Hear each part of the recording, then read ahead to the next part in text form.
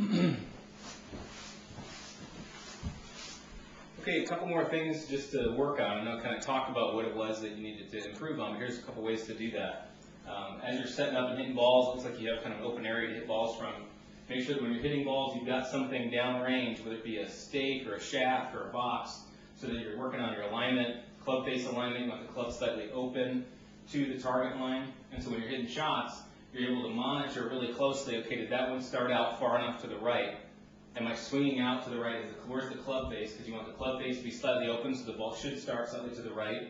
And this will help along just with your swing path, etc. Just seeing something visually that you have to get the ball started out to the right, that you're going to swing more out, keep the club face from wanting to turn over or wanting to start balls left of the target. So that's one, just for a visual. And then two, when you're hitting and working on this lateral motion, it's important that you just don't go out to the range or out where we hit balls and just start, okay, making full swings and just really just working on this one move.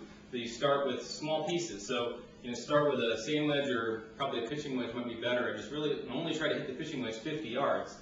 But get in your setup position with that grip a little bit better, feet a little more flared out.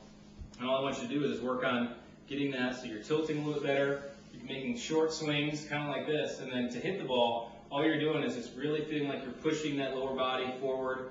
And when you strike the ball, the feeling, and again, it's just a feel, is that when you strike it, so that you're at this position, you get the tilt the way you want, you get a little short swing like this. The feeling is as you push the lower body forward, you're going to feel like you hit the ball with everything completely closed. Shoulders, hips, knees closed. Hands will be ahead still, and it'll feel as though you're about to send this ball 70 yards out to the right. And I think you'll be shocked at what really happens when you're hitting these little shots. That you should start the ball out slightly to the right, but even on a 50 or 60 yard shot, the ball will have a little bit of a right to left curvature on it. So when you're hitting these little shots, I've got just a wiffle ball in here, but I'm going to set up, I'm going to kind of work on we're going to work on tilting a little bit better. You're going to nail that tilt a little better. So a little short swing with the tilt.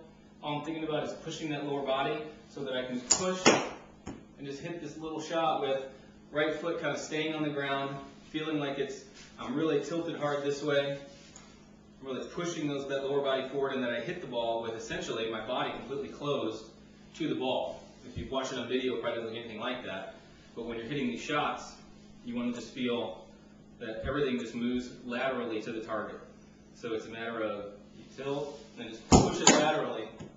You feel this lower body goes forward, the extension's already starting to happen, the spine's starting to come up, and you'll start seeing better, crisper contact, etc.